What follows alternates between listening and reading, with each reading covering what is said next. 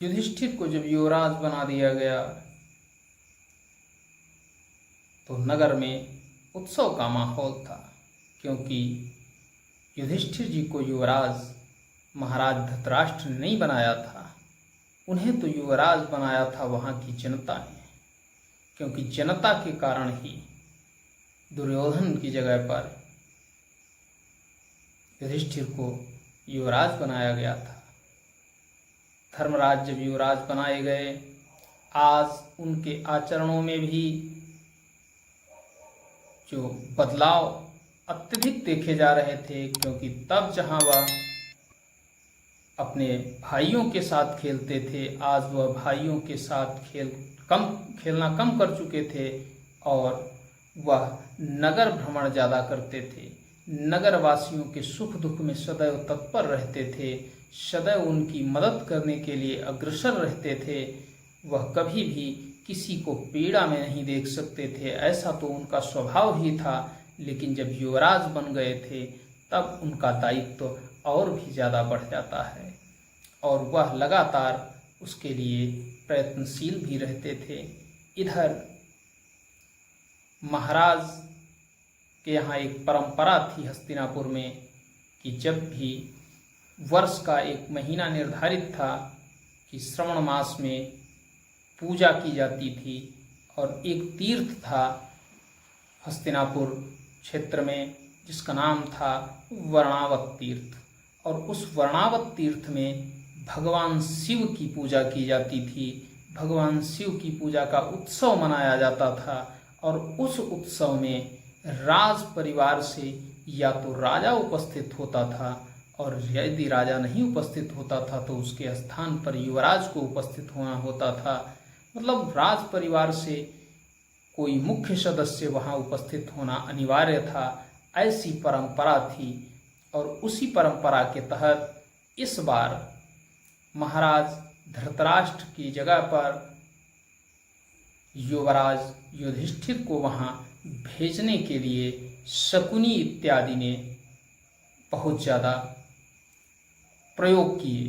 मतलब सीधे उन्होंने आदेश नहीं दिए, तो शकुनी की जो चाल थी वह क्यों भेज रहा था इसके बारे में आपको आगे पता चलेगा।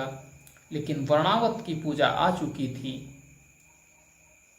तो शकुनी पहले से ही चाल चल चुका था। उसने कई ब्राह्मण महाराज के पास भेजे थे और उनसे ये कहलवाया था कि मैं वर्णावत क्षेत्र का रहने वाला हूँ और वर्णावत तीर्थ में जो शिव पूजा होगी, शिव महोत्सव होगा, उसमें इस बार पांडुपुत्र युधिष्ठिर को भेजा जाए और वह अपने समस्त भाइयों सहित वहाँ पर आएं। युवराज भी बन चुके हैं, यदि वह सबके साथ आएंगे तो महाराज पांडु के प्रति हमारी जो कृतज्ञता है हम उसे भी प्रदर्शित कर पाएंगे और संपूर्ण प्रजा को उन्हें देखने का मन है। मित्रों, जब महाराज धृतराष्ट्र के सामने इस तरह की बात आती है तो वह कहते हैं कि मैं भी तो सम्राट हूँ, मैं भी तो प्रतिवर्ष जाता हूँ वर्णावत, लेकिन मेरे पुत्रों के प्रति किसी के अंदर प्रेम नहीं है। तब गांधारी कहती हैं कि महाराज आप स्वयं सम्राट हैं, लेकिन जो दिवंगत सम्राट होता है उसके पुत्रों के प्रति जनता का स्वाभाविक प्रेम बढ़ जाता है, और शायद यही विषय रहा होगा जिसकी वजह से उन्होंने युवराज युधिष्ठिर को वर्णावत ने शिव पूजा के लिए आमंत्रित किया है। जब इस तरह से महाराज को महारानी कुंती समझाती हैं तब जा कर के उनकी समझ में आता है और वह कहते हैं कि ठीक है, विचार किया जाएगा। इधर धर्मराज युधिष्ठिर अपने घर से अर्थात अपने महल से, जिस महल में युवराज रहते थे, वहां से माता कुंती के पास आते हैं। और जब वह माता कुंती के पास आते हैं तो माता कुंती के चरण दबाने लगते हैं, क्योंकि उनका तो प्रेम ही माता के प्रति ऐसा था। जब वह चरण दबा रहे होते हैं तभी आदेश आ जाता है कि महाराज ने उन्हें राजमहल में बुलाया है और वह राजमहल के लिए निकल जाते हैं। रास्ते में उन्हें उनके भाई जो कि युद्धाभ्यास करके आ रहे होते हैं वह मिलते हैं, तो वह उन्हें बताते हैं कि राज दरबार से बुलावा आया है और मुझे राजमहल जाना है। तो सारे लोग यही सोचते हैं कि आज अब तो बड़े भैया युवराज हैं, तो जरूर किसी न किसी मंत्रणा की वजह से उनको बुलाया गया होगा। सारे लोग प्रसन्न चित्त रहते हैं और उधर युवराज युधिष्ठिर पहुंचते हैं जब महाराज के पास, तो महाराज के पास मंत्रणा होती है और वहाँ कहा जाता है कि इस बार मैं चाहता हूँ और प्रजा भी चाहती है, वर्णावत क्षेत्र की प्रजा चाहती है कि पांडुपुत्र युधिष्ठिर जो कि अब युवराज बन चुके हैं अपने भाइयों सहित वर्णावत की शिव पूजा में उपस्थित हों। प्रजा आपका दर्शन करना चाहती है। जब ऐसी बात युवराज युधिष्ठिर के सामने आती है तो वह अत्यंत ही प्रसन्न होकर के कहते हैं, ठीक है महाराज, हम जाने के लिए तैयार होंगे और यथा समय पर उनको वहाँ भेजने की सारी तैयारी की जाती है। मित्रों, इसी तैयारी में सबसे बड़ा झोल होता है। झोल क्या होता है? क्योंकि तैयारी की व्यवस्था शकुनी और दुर्योधन के पास होती है और वह लोग इतना गुप्त तरीके से एक षड्यंत्र रचते हैं जिस षड्यंत्र की भनक यहाँ तक कि स्वयं महामंत्री विदुर और पितामह भीष्म को भी नहीं होती है, तो अन्य की तो बात ही छोड़िए। शकुनी ने जब युधिष्ठिर युवराज बने थे तब कहा था कि मैं राजनीति की अंतिम चाल चल जाऊंगा, और युवराज युधिष्ठिर के खिलाफ आज शकुनी ने अंतिम चाल चलने की तैयारी कर ली थी। जब ये सुनिश्चित हो गया कि युवराज युधिष्ठिर अपने भाइयों सहित वहाँ जाएंगे, तो वहाँ एक किला बना हुआ था और उसी किला में राज परिवार के लोग ठहरते थे। उसकी प्रतिवर्ष मरम्मत हो जाया करती थी और जब तक उत्सव मनाया जाता था राज परिवार वहाँ आराम से रहता था। जब मरम्मत की बात आई तो शकुनी और दुर्योधन के द्वारा उस महल से ईंट पत्थर सब गायब कर दिए गए और उन ईंट पत्थरों की जगह पर लाख का पूरा महल बनाकर तैयार कर दिया गया। लाख के बारे में तो आप जानते ही होंगे कि यह पुराने समय में ही नहीं, आज भी अत्यंत ज्वलनशील पदार्थ है और पुराने समय में इसका सर्वाधिक मात्रा में उपयोग किया जाता था। लाख से इस तरह से मकान बना करके तैयार किया गया कि देखने पर कोई भी नहीं बता सकता था कि यह मकान ईंट पत्थर का नहीं बना है, यह भवन जो बना है ये ईंट पत्थर का नहीं बना है। आराम से उसमें रहने खाने पीने की सारी व्यवस्थाएं कर दी गईं। और इधर जब पांचों पांडव जाने लगे वर्णावत क्षेत्र की तरफ तो माता कुंती ने कहा कि जब पांचों लोग चल रहे हो तो मैं भी क्यों ना आपके साथ चलूं, मुझे भी बहुत समय हो गया है और मैं पहले महाराज के साथ जाया करती थी और महाराज के निधन के बाद से मैं वर्णावत क्षेत्र नहीं पहुंच पाई हूं, तो मैं चाहती हूं कि इस बार मैं भी आपके साथ चलूं और लोगों से मेरा जो मुलाकात भी मेरी हो जाएगी और साथ ही साथ भगवान शिव की आराधना भी हो जाएगी। धर्मराज युधिष्ठिर अपनी माता को मना नहीं कर पाते हैं और उन्हें भी साथ चलने के लिए कहते हैं कि ठीक है माता, तैयार हो जाइए, आप भी मेरे साथ चलें। इस तरह से माता कुंती के साथ उनके पांचों पुत्र वर्णावत की तीर्थ की शिव पूजा में भाग लेने के लिए पहुंचते हैं। तो उसी किले की, जिस किले में राज परिवार रुकता था, आज मरम्मत होकर के वो चमचमाता हुआ एकदम महल बना हुआ था और उसी महल में रात्रि विश्राम कराया गया, भोजन बन करके पहुंचा।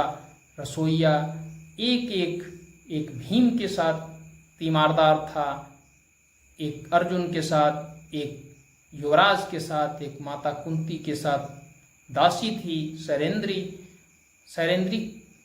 आप द्रौपदी मत समझ लेना। शैरेंद्री उस समय जो रानी की सेवा में उपस्थित होती थी, उस दासी को ही शैरेंद्री कहा जाता था। क्योंकि द्रौपदी ने भी शैरेंद्री का काम किया था, इसीलिए उनका एक नाम शैरेंद्री है। तो मित्रों, पांचों पांडवों का एक एक अनुचर था, जो कि प्रत्येक समय उनका जो कमरा होता था उसके गेट के बाहर खड़ा रहता था सेवा के लिए। सबको वहां पर पहुंचाने के बाद चारों तरफ सेना लगी हुई थी, सेना रक्षा के लिए लगी हुई थी, जैसा कि राज परिवारों की व्यवस्थाएं होती थी। इधर जब भोजन इत्यादि हो गया तो माता कुंती ने भी अपनी उस अनुचरी अर्थात शैरेंद्री से कहा कि जाइए, अब तुम भी विश्राम कर लीजिए। और इधर अन्य पांडवों ने भी अपने अनुचरों को भोजन इत्यादि करने के लिए भेज दिया। जब वह सब अनुचर भोजन इत्यादि करने के लिए पहुँचे, क्योंकि जो अनुचर भेजे गए थे वह इनके अपने नहीं थे, वह सभी थे दुर्योधन और शकुनी के। तो वह तो इंतजार ही कर रहे थे कि कब यह गहरी नींद में सोएंगे और इस महल को आग के हवाले कर दिया जाएगा। उनको तो जानकारी थी, लेकिन अन्य किसी को जानकारी नहीं थी। जब सारे लोग सोने लगे, पांचों पांडव और माता कुंती सोने लगीं, तब वो बाहर आकर के अत्यंत ही प्रसन्न चित्त होकर के आपस में वार्तालाप कर रहे हैं।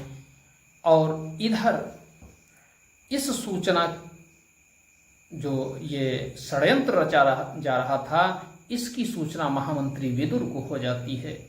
जब महामंत्री विदुर को इस तरह की सूचना मिलती है, इस षड्यंत्र के बारे में जानकारी प्राप्त होती है, तो वह अत्यंत ही व्याकुल हो उठते हैं, क्योंकि वह जानते हैं पांडव ही हस्तिनापुर का भविष्य हैं और जो युवराज हैं, महामंत्री को उसकी रक्षा करना परम आवश्यक होता है। और विदुर जी के तो अत्यंत ही प्रिय थे पांडव। अतः विदुर जी अपने विशेष सेवकों को तुरंत ही वहां से भेजते हैं और एक पत्र भेजते हैं उनके द्वारा कि यह पत्र पांडवों को दे देना और उन्हें बताना कि कहाँ सुरंग है, कैसे निकलेंगे। उनकी हत्या का पूरा षड्यंत्र रचा जा चुका है। जब वह जो दूत वहां से आ रहा है इनको सूचना देने के लिए, गुप्त दूत जो इनके गुप्तचर होते थे, ऐसे ही वो गुप्तचर है। और वो जब आ रहा होता है तभी वह उन अनुचरों के द्वारा की गई बातें सुन लेता है, तो वह उन सभी अनुचरों को मार कर गिरा देता है। लेकिन जब अंतिम अनुचर को वो मार रहा होता है, उसमें वो अनुचरी को सबसे पहले ही मार देता है। जब अंतिम समय जो अंतिम अनुचर था उसको मार रहा होता है, तो वह उसके मारने की आवाज़ भीम के कानों में पड़ जाती है और भीम निद्रा से जाग जाते हैं और वह निकलकर बाहर आते हैं। ऐसी अवस्था में वह जो आखिरी अनुचर था भीम का, उसको भीम के सामने ही वह दूत मार देता है। भीम इस बात से अत्यंत क्रोधित हो जाते हैं, उस अनुचर को पकड़कर उसे मृत्युदंड देने के लिए चिल्लाने लगते हैं। ज्यों ही भीम तेज तेज आवाज में चिल्लाते हैं, त्यों ही चारों अन्य पांडव उपस्थित हो जाते हैं, जाग कर के बाहर आ जाते हैं। माता कुंती भी बाहर आ जाती हैं और उससे भीम बार बार यही कहते हैं कि तुमने मेरे अनुचर को मारा है, मैं तुम्हें जीवित नहीं छोड़ूंगा।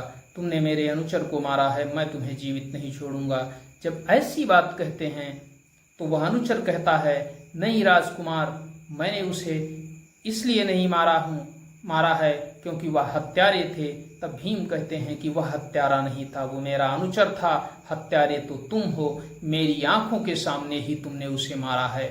जब ऐसी बात भीम कहते हैं तो वह अत्यंत ही द्रवित होने लगता है और कहता है कि राजकुमार, इसमें मेरी कोई गलती नहीं है, वह लोग आपको मारना चाहते थे। जब ऐसी बात भीम सुनते हैं तो भीम और भी ज़्यादा क्रोधित होने लगते हैं। कहते हैं, वह मुझे क्यों मारेगा, वो तो मेरी सेवा के लिए रखा गया था। तब वो कहते हैं, वो जो दूत था वह कहता है कि युवराज, आप मेरी बात अवश्य माने, मुझे महामंत्री विदुर ने भेजा है।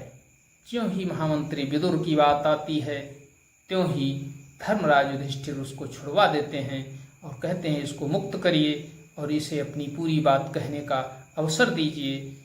तब भीम उसको छोड़ देते हैं और वह बताता है कि हे राजकुमार, अभी अभी महामंत्री विदुर को यह सूचना मिली है कि आपको इसी महल में जलाकर मार देने का एक षड्यंत्र रचा गया है और समय अत्यंत ही कम है। मैं आ रहा था, इन लोगों ने मुझे रोकने का प्रयत्न किया, मैं इनकी बातें भी सुन चुका था, इससे मैं और ज़्यादा आश्वस्त हो चुका हूँ। अतः आप यहाँ से तुरंत ही निकल जाइए। और यह एक पत्र लेकर के मैं आया हूँ जो कि स्वयं महामंत्री विदुर ने आपके लिए भेजा है, आप इसको पढ़ लीजिए। तुरंत ही युवराज युधिष्ठिर उस पत्र को पढ़ते हैं और उस पत्र में वो सारी बातें लिखी हुई थीं जो वह दूत बता रहा था। उस पत्र में उस गुप्त सुरंग के बारे में भी लिखा हुआ था।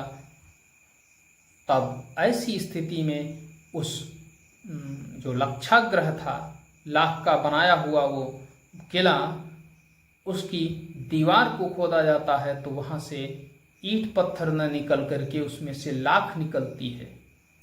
जब लाख निकलती है, मोम निकलता है। ऐसी स्थिति को देख करके अत्यंत ही क्रोधित हो जाते हैं भीम अर्जुन। लेकिन क्रोधित होने से अब काम चलने वाला नहीं था। यहाँ तो बाहर निकलना ही निकलना था, किसी न किसी युक्ति का सहारा लेना था। इसी बीच वो गुप्तचर वहाँ पर जो हथियार विदुर जी ने पहले ही छुपा दिए थे, विदुर जी इतने नीतिज्ञ थे, इतने राजनीतिज्ञ थे, इतने ज्ञानी थे कि उन्होंने उस महल की मरम्मत के समय ही वहाँ पर कुछ फावड़ा, कुदाल इत्यादि छुपा दिए थे जिससे कि खुदाई का कार्य हो सके अगर आवश्यकता पड़े तो वही यंत्र बाहर निकाले जाते हैं और उनसे खुदाई करने वो गुप्तचर खुदाई करने लगता है। जब देखते हैं अर्जुन भीम कि वह कमज़ोर पड़ रहा है तो स्वयं उसके हाथ से फावड़ा इत्यादि ले लेते हैं और स्वयं खुदाई करने लगते हैं। तो वह गुप्तचर बताता है कि राजकुमार, आपको बहुत ज़्यादा खोदना नहीं पड़ेगा, क्योंकि उधर से बाहर से खुदाई का कार्य लगभग में पूर्ण होने वाला होगा। वहाँ पहले ही उनको भेज दिया गया है, अपने विश्वस्त पात्र सेवकों को पहले ही भेजा गया है और वो विश्वास पात्र सेवक कुछ दूरी शेष बची होगी, वो सुरंग खोद लाए होंगे। हमें तेजी के साथ कार्य करना चाहिए क्योंकि हमारे पास समय कम है। इधर जिन सैनिकों को दुर्योधन और शकुनी ने लगाया था, उनका जो नायक था उसके द्वारा ही आग लगवानी थी, अतः वह भी आग लगाने की तैयारी कर रहा था। वह मसालें तैयार कर रहा था, इतनी मसालें तैयार कर रहा था कि जितनी मसालें गिरने से एकदम पूरे ही लक्षाग्रह में आग लग जाए। तो वह मसालों की तैयारी करवा रहा था। मसाला आप जानते हैं, पुराने समय में जब ये लाइट नहीं होती थी तो दीपक जलाए जाते थे और दीपकों से पहले मसाले जलाई जाती थीं। और मसालें कैसी होती थीं? कपड़ा, तेल इत्यादि बांध लिया जाता था एक डंडे के ऊपर और उसी को जला लिया जाता था, वो ज़्यादा समय तक जला करता था। तो ऐसी ही मसालें तैयार की जा रही थीं और वह मसालें लेकर उसके बाहर खड़े हुए थे, बस आदेश की प्रतीक्षा कर रहे थे। इधर उन्होंने उन सेवकों से भी बता दिया था जो अनुचर थे पांडवों के, 5 अनुचर और छठी एक अनुचरी, उससे भी बता दिया था कि तुम्हें किस तरह से जब हम आवाज़ देंगे तब तुमको बाहर आना है। तो उन्होंने बताया था कि जब 3 बार कोयल के कूकने की आवाज़ तुम्हें सुनाई पड़े तो तीसरी आवाज़ पर वहाँ से निकल लेना और शीघ्रातिशीघ्र निकलना, क्योंकि उस वही संकेत होगा जब यह लक्षाग्रह आग के हवाले किया जाएगा। तो वह 3 बार आवाज़ देते हैं, कोयल की कू कू की आवाज़ देते हैं, लेकिन वहाँ से कोई वापस नहीं आता है। जब कोई वापस नहीं आता तो उनकी समझ में यह आता है कि लगता है वह भी सो गए हैं, चलो छोड़ो। अच्छा, दुष्ट व्यक्ति के लिए क्या अपना क्या पराया, उसको तो केवल अपने कार्य से लेना देना होता है, और उसके लिए आज वह भी इतने आवश्यक नहीं बचे थे जो कि अनुचर उसके द्वारा ही भेजे गए थे, और उसमें आग लगा दी जाती है। इधर पांडव बाहर निकलते हैं उस सुरंग के द्वारा, जो कि सुरंग कुछ ही समय के बाद खुद कर तैयार हो जाती है, और उनके लिए वस्त्र भी भेज दिए गए थे विदुर जी के द्वारा, और उन्हें आदेशित किया गया था कि तुम्हें इन वस्त्रों को धारण करके, जो कि ब्राह्मण के वस्त्र थे, ब्राह्मण वेश में ही इस राज्य से बाहर निकल जाना है। तो जब उसे सुरंग से 5 पांडव और माता कुंती बाहर निकलते हैं, तब उनको वह दूत बताता है कि कैसे जाना है आगे। नौका तैयार है, वहाँ नाविक आपका इंतजार कर रहा है, आपकी प्रतीक्षा कर रहा है, आप वहाँ पहुँचेंगे तब वह आपको लेकर के आगे जाएगा। आपको यहाँ से सीधे 10 कोस चले जाना है, धारा नहीं बदलनी है, सीधी दिशा में 10 कोस चले जाना है, और 10 कोस जाने के बाद आपको नौका से उतर लेना है। पास में ही आपको चतुर्वटी दिखाई देगी, अर्थात 4 वटवृक्ष दिखाई देंगे जो कि एक साथ जुड़े होंगे। उसी स्थान से आप थोड़ा और आगे बढ़ेंगे तो एक पहाड़ी दिखाई देगी, और जब उस पहाड़ी को आप पार करेंगे तो आप हस्तिनापुर साम्राज्य की सीमाओं को छोड़ चुके होंगे, और तब आप पांचाल देश की सीमाओं में प्रवेश कर चुके होंगे, और आपको पांचाल देश की सीमाओं में ही रहना होगा, ब्राह्मण के वेश में ही रहना होगा, और वहीं पर आपको महामंत्री विदुर का अगला संदेश प्राप्त होगा, और आपको अगले संदेश की प्रतीक्षा करनी होगी। जब ऐसी बातें धर्मराज युधिष्ठिर सुनते हैं तो वह कहते हैं कि ठीक है, दूत जाकर के तुम बताना महामंत्री को, हमारे काका श्री को, कि हम उनके अगले आदेश की प्रतीक्षा करेंगे, और हम प्रस्थान कर रहे हैं। इधर जब प्रस्थान कर देते हैं पांडव माता कुंती के साथ, नदी के रास्ते होते हुए रात्रि के समय जा रहे हैं, और दूसरी तरफ जब लक्षाग्रह जलने की स्थिति को देखते हैं वर्णावत क्षेत्र के लोग, तो वह दौड़ कर आ जाते हैं और हाय हाय चिल्लाने लगते हैं। मित्रों, आज इस कहानी में आज के लिए बस इतना ही। अगली कहानी में हम आपको बताएंगे कि किस तरह का रुदन क्रंदन होता है, किस तरह का आडंबर होता है, किस तरह से कौन अपना है, कौन दिखावा कर रहा है, किसको चिंता होती है, और आगे क्या होता है, हम उसके बारे में भी आपको बताएंगे। आज के लिए इतना ही। जय हिंद, जय भारत। वीडियो को लाइक करें, चैनल को सब्सक्राइब करें और वीडियो को शेयर करें। बहुत बहुत धन्यवाद।